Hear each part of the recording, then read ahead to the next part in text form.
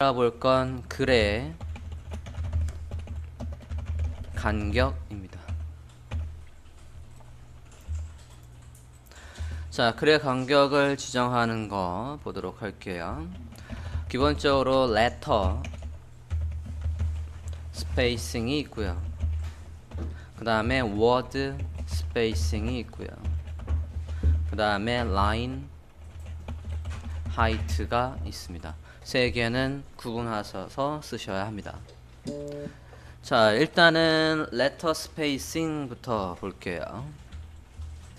자, letter spacing은 여기 글자의 정렬 얘한테다가 적용을 해보도록 하겠습니다. 여기 H1에다가 자, 현재 화면 브라우저에서 다시 한번 볼게요. 글자 이제 사이사이의 간격을 조절하려고 하는 거예요. 글자의 정렬 보겠습니다. 예. 자, H1에 가서 스타일을 지정을 해보죠. 위로 올라가서 얘입니다. 일단 letter spacing 입니다. 자, letter spacing은 letter가 글자 하나하나니까 글자 하나하나 사이의 간격을 얘기하는 겁니다. 자, 글자의 정렬에서 얘 지금 H1에다가 하고 있죠. 여기에다가 16픽셀 해볼게요. letter의 spacing에다가 16픽셀 했습니다. 그리고 저장하고 화면에서 확인을 해보면 글자 사이의 간격이 16픽셀이 된 거라고요. 이렇게 할 수도 있고 또는 EM 단위를 쓸 수도 있죠. 1, 2M 똑같겠죠? 조금 더 다르군요. 여기에 폰트 사이즈가 이미 키워놨기 때문에 이거의 3배가 된 거군요. 이렇게 할 수도 있고 자, letter spacing 이렇게 해서 픽셀이나 EM이나 뭐 기타 단위를 쓸 수가 있겠는데요. 그러면 여러분이 포토샵에서 글자 자간을 어떻게 줬었는지 생각을 해볼게요.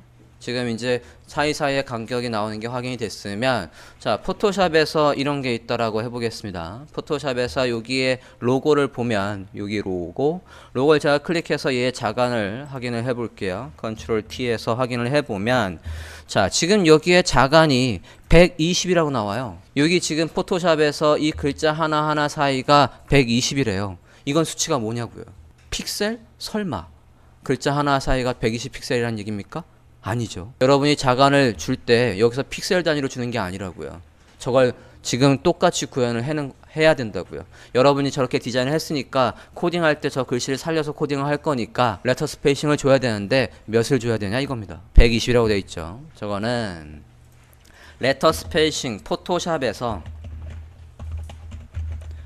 저 자간 트래킹이라고 하는 저 자간은 1000이 1EM입니다. 1000이라고 되어 있는 게 1EM이라고요. 그럼 좀 전에 우리가 포토샵에서 봤더니 120이라고 되어 있었다고요. 그럼 몇 EM? 0.12EM이라고요. 120은 0.12EM이라고요. 이렇게 해서 넣어볼까요? 여기가 이렇게 돼 있으면 안 되겠고 1EM으로 바꿀게요. 1EM일 때, 그러니까 기본 폰트 사이즈가 16일 때에 대비해서의 글씨 크기이기 때문에 이렇게 해봅니다. 그러면 지금 요 사이가 포토샵으로 쳤을 때 120을 떠온 거를 지금 구현을 한 거라고요. 다음 밑에 있는 워드 스페이싱을 보겠습니다.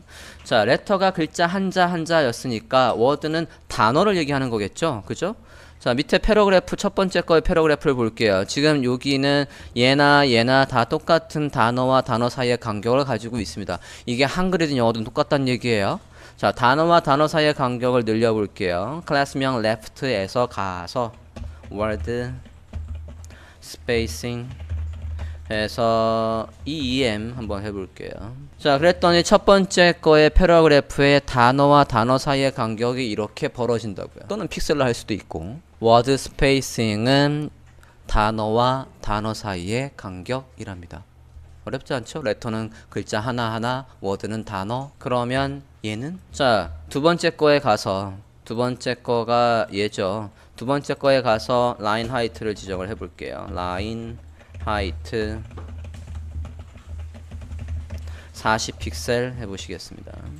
라인 하이트를 40픽셀 했어요. 두 번째 클래스명인 센터에 가서 라인 하이트를 40을 줘봤습니다. 그러면 저 라인 하이트는 제가 지금 요 높이를 지정을 한 걸까? 아니면 요 높이를 지정을 한 걸까? 아니면 이 높이를 지정을 한 걸까? 1번, 얘가 2번입니다. 1번의 높이가 40이라는 겁니까? 2번의 높이가 40이라는 겁니까? 1번이 있어요? 포토샵 시간에 분명히 내가 얘기했는데. 자, 포토샵으로 다시 돌아가 볼게요. 포토샵으로 가보겠습니다. 포토샵에 보면 이 그림 어떻게 돼 있어요 지금? 이게 라인 하이트라고요. 폰트의 높이라고 돼 있잖아요. 여러분이 이 줄 높이를 지정한 게 그대로 코딩에 오는 거라고요. 여기에서 우리가 보통 몇으로 지정을 합니까? 27 또는 24 이렇게 지정을 하잖아요. 그게 라인의 하이트였다고요. 그걸 맞춰서 디자인을 지금 열심히 하신 거라고요. 그러면 코딩할 때 그걸 그대로 구현하면 어떻게 한다고요? 라인 하이트를 27, 28 그런 식으로 넣는 겁니다. 그래서 우리가 가장 많이 썼던 게 27이니까 이렇게 다시 한번 해보면 우리가 지정한 건 지금 이 줄과 줄 사이의 간격이 아니라 이 높이를 지정한 거라고요. 네이밍을 보십시오. 네이밍을 보면 간격은 어떻게 했습니까? 지금 레터의 간격, 스페이싱, 워드의 간격, 스페이싱. 근데 얘는 라인의 스페이싱이라고 안 했잖아. 라인의 높이라고 했잖아요. 이해됐습니까? 줄 하나의 높이라고요. 이거 헷갈리면 안 되겠습니다. 자, 저게 맨 처음에 잘 잡혀 있어야 디자인할 때부터 저걸 잘 잡고 디자인을 해야 코딩할 때 편하다고요. 자, 이거는 비단 여기뿐만 아니라 더 자주 쓰이는 곳이 있습니다. 여러분이 웹사이트에서 이제 링크를 걸거나 그럴 때 링크의 모양을 테두리가 있고 그 안에 글씨를 센터에 짠 해서 뒤에가 뚫려 있는 일명 고스트 버튼이라는 걸 많이 디자인을 한단 말이에요. 그런 거 할 때를 한번 생각을 해볼게요. 내려와서 H2 하나 만들어 볼게요. H2 라인 하이트 해보겠습니다. 편의상 일단 이렇게 보기 편하게 해드릴게요. 자, H2 해서 글씨를 라인 하이트라고 써봤습니다. H2. 자, 제가 원하는 건 얘에다가 아직 안 배웠지만 테두리를 간단히 넣고 그 테두리 안에 얘가 가운데 있게 하고 싶어요. 그거를 간단히 CSS를 한번 짜볼게요. H1 밑에 H2 타이틀을 넣었으면 스타일에 가서 H2 너비를 일단 지정할게요. 위드를 한 500픽셀 너무 많다. 300픽셀 해보겠습니다. 그 다음에 보더를 아직 안 배웠지만 이 픽셀의 실선에 빨간색으로 해볼게요. 레드 저장하고 브라우저에서 확인해 보겠습니다. 자, 그럼 라인 하이트라는 제목이 빨간색 테두리 안에 있어요. 이제 제가 원하는 건 이겁니다. 저 글씨가 세로 기준, 가로 기준 가운데 있게 하고 싶어요. 예를 들어서 지금 높이가 없네요. 높이도 한번 줄게요. 하이트 60픽셀 높이를 한번 줘보겠습니다. 자, 이제 제가 원하는 건 저 글씨가 어디에 있게 가로도 센터, 세로도 센터 저기에 놓고 싶다고요. 자, 여러분 좀 전에 배우셨죠? 가로는 어떻게 합니까? 텍스트 얼라인이지 않습니까? 넣어볼게요. 텍스트 얼라인 센터 했어요. 저장하고 보십니다. 가로로는 센터가 잘 됐네요. 이제 문제는 세로 저 60핏의 높이 안에서 글씨를 가운데 놓는 거예요.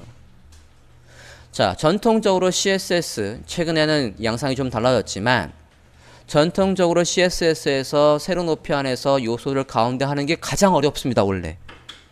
그런데 글씨가 한 줄이 있을 때는 우리가 좀 전에 배운 속성을 이용해서 아주 편하게 할 수 있어요.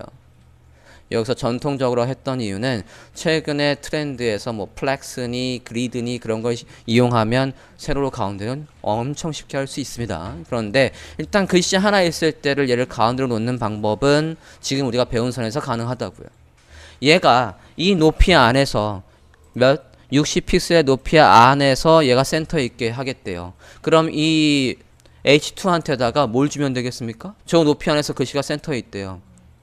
얘 라인의 높이를 지정하면 되는 거 아니야. 얘 라인 하이트를 얘 라인 줄의 높이 하이트를 60픽셀 하신다고요. 그러면 정확하게 60픽셀의 높이 안에서 얘가 센터에 있을 수 있다고요. 얘 높이 라인의